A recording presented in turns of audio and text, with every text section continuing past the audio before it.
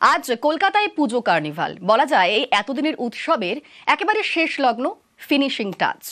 কিন্তু তার মাঝেই অবশ্যই বৃষ্টির খবরের দিকে নজর রাখতে হচ্ছে এবং অবশ্যই নজর রাখতে হচ্ছে একটু উত্তরবঙ্গের দিকে, কারণ উত্তরবঙ্গের একেবারেই ভয়াবহ পরিস্থিতি।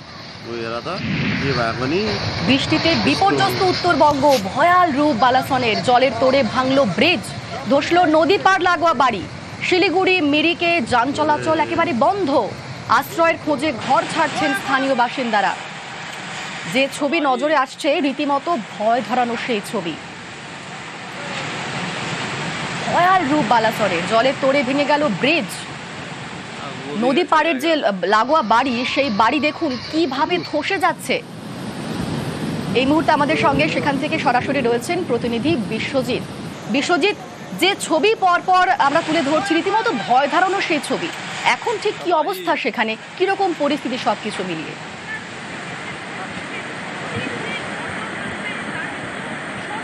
একেবারে হাওয়া অফিস আগাম পূর্বাভাস দিয়েছিল যে উত্তরবঙ্গে বৃষ্টি বাড়বে, কিন্তু বৃষ্টির রূপ এতটাই যে অগ্নিগর্ভ বা ভয়ঙ্কর হবে তার কিন্তু ছবি আমরা হাড়ে হাড়ে টের পাচ্ছি।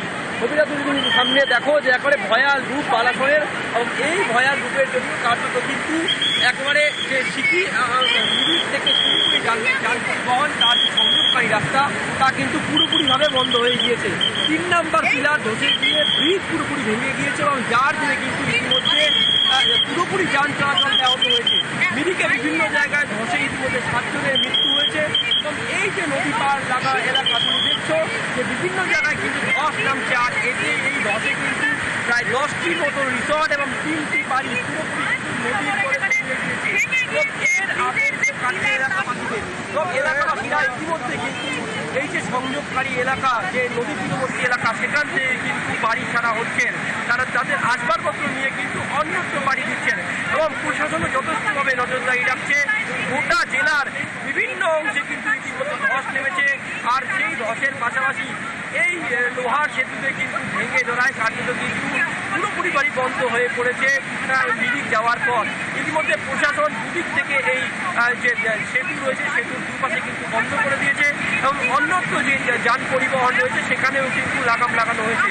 কার্যত বলা চলে যে পরিমাণ বৃষ্টি রাতের পরে হয়, কিন্তু তারপরে কিন্তু এই ভয়াবহ রূপ বালাসনের দিকে দেখা যায় এবং 10টির বেশি। বিশ্বজিৎ, ইতিমধ্যেই সেখানে গিয়েছেন পুলিশ আধিকারিকরা, তারা কিভাবে গোটা বিষয়টি তারা সামাল দিচ্ছেন, তারা পরিস্থিতি কিভাবে সামাল দিচ্ছেন?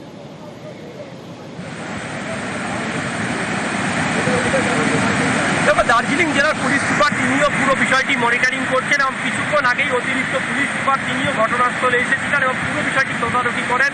তিনি যেটা জানাচ্ছেন যে মিরিকে প্রায় 7 জনের মৃত্যু হয়েছে এবং 2 জনের দেহ ইতিমধ্যে উদ্ধারের কাজ চলছে। বিভিন্ন এলাকায় কিন্তু গাছ পড়ে এবং ধসে যান পরিবহন বন্ধ রয়েছে।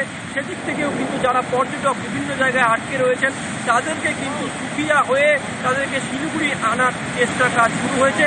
অন্যদিকে শিলিগুড়ির পুলিশ কমিশনার তিনিও কিন্তু ঘটনাস্থলে এসেছিলেন, তিনিও বিষয়টি তদারকি করছেন এবং একপক্ষে জেলা প্রশাসন যেমন এনডিআরএফ টিমের মাধ্যমে যেসব এলাকায় ধস নেমেছিল তার উদ্ধারের কাজ চলছে, তেমনিও কিন্তু জেলা পুলিশ যাতে যান পরিবহন কোনোভাবে অসুবিধা না তৈরি হয় সেদিকেও নজর রাখা হচ্ছে।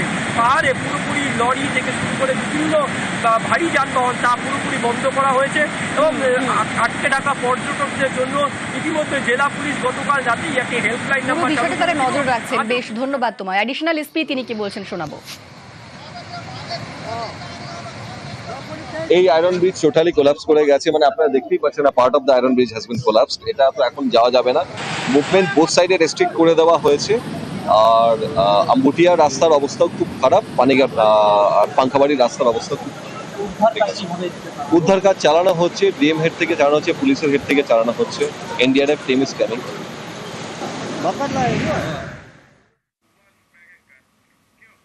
গতকাল রাত থেকেই এই টানা বৃষ্টির ফলে অবস্থার আরো অবনতি হয়েছে।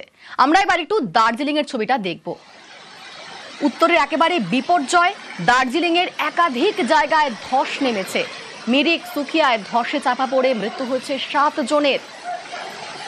মৃত্যু হয়েছে এক শিশু সহ 7 জনের। মিরিকে